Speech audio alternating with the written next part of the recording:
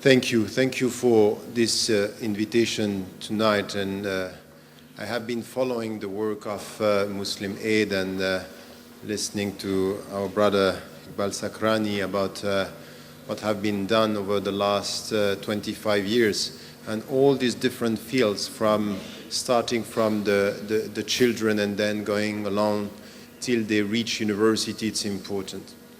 Let me say something about our understanding of that, because I think that very often as Muslims we speak about our principles, our values, and just before we started we heard the Quran and Surah Al-Duha, where Allah subhanahu wa ta'ala is reminding the Messenger ﷺ where he was coming from. And the Prophet ﷺ, he is spiritually al-Mukhtar, the preferred one, the chosen one. And at the same time, he is going to be the best among all human beings as to the spiritual dimension, the soul, the mind, the human being. And he's coming from a very modest, very humble social status. He was an orphan. أَلَمْ يَجِدْكَ يَتِيمًا فَآوَى. He found you, you were an orphan, you were poor. He gave you refuge and he protected you. He guided you when you were lost. And then the Quran, Allah subhanahu wa ta'ala is telling him, Fa is sababiyya here, means because you were coming from there, never forget them. Never forget where do you come from. You were humble, you had nobody, and Allah subhanahu wa ta'ala protected you. And for all of us, when we listen to another verse of the Quran telling us, لَقَدْ كَانَ لَكُمْ فِي رَسُولِ اللَّهِ أُسْوَةٌ حَسَنَةٌ, there is the best example in your messenger. We have, peace be upon him. We have to think about that. We have to think about the very essence of our religion is not to sit down and to say we have great values. It's to follow him. And all his life, Allah subhanahu wa ta'ala chose him because he was coming from poor people to say, never forget the poor, because there is no spirituality, there is no Islam, there is no values if you only talk to the rich and forget the poor and the children. And this is why the Prophet, peace be upon him, was showing in every step of his mission this kind of care, special care towards children. Why? Because it's not only that you send a message for the people, it's also to send a message for everyone. Show solidarity, show humanity to all the people around you. And this is the way he himself educated his daughter. Remember Fatima radiallahu anha, the way she was with all the poor people around the mosque? She was beloved and he was to stand up when she was to come to him. And he taught her, never forget the poor. There is no way of prostrating, putting your forehand on the soul if you are not close to the poor. So the closer you are to the last one, the closer you are to the only one.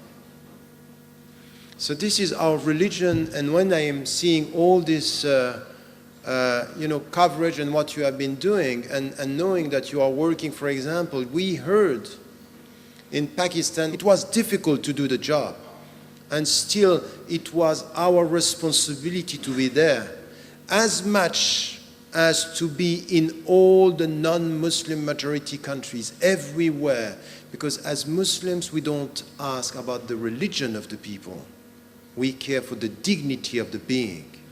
وَلَقَدْ كَرَّمْنَا بَنِي آدَمَ. This is the dignity, means you are like a doctor when you work in solidarity. You don't ask about the religion, you do the job. You save lives, you educate people. You invest in the present and in the future. This is the very essence of our religion. So we are not here only to work for Muslims. The qualification of Muslim aid is not to drop the Muslim aid. Is to show that Muslim aid is for all. So when we are talking here about Pakistan, about Gaza, about all these countries that are sometimes forgotten, and then Rwanda, Africa, Haiti, where you were as well, are not Muslim majority countries, but this is where we have to be and this is what we have to do. We need to understand that we are not here to assist the people to be in the future assisted, and this is why microfinance, education are all very important means. Why? Because they help us to empower people, and what is empowering is at one point you should go alone. This is education.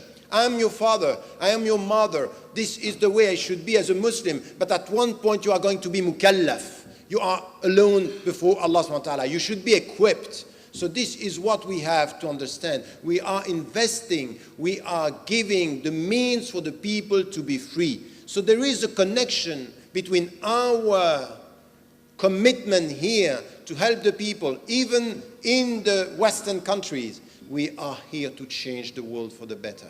This is our message. This is our contribution. And as it is important for us to be able to say this, let me just end with the last point, which is coming back to us.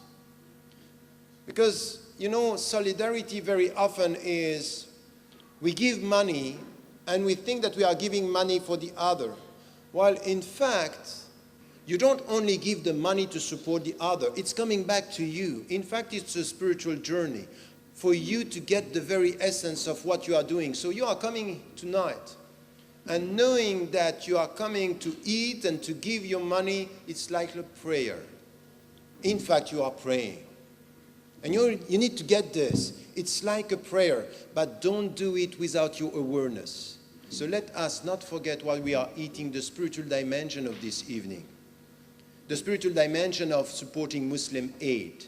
I really think that it's a human obligation to support this work and to be involved in it not only with our money, but with our heart and our conscience. Wallahu a'lam wa a'la wa ahkam. Wassalamu alaikum wa rahmatullah.